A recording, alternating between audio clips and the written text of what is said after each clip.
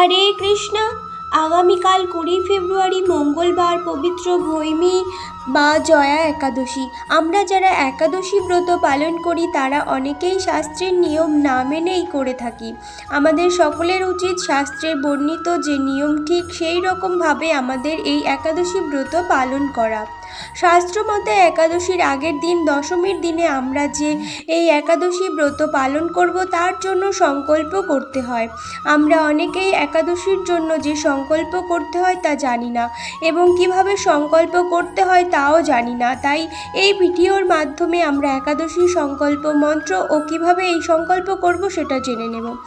একাদশীর আগের দিন অর্থাৎ দশমীর দিনে নিরামিষ আহার গ্রহণ করতে হবে। যারা প্রসাদভোজী তাদের তো কোনো কথাই নেই এবং দশমীর দিন ভগবান শ্রীহরির চরণে পুষ্প নিবেদন করে সংকল্প মন্ত্র 3 বার উচ্চারণ করতে হবে। একাদশ নিরাহার সহিত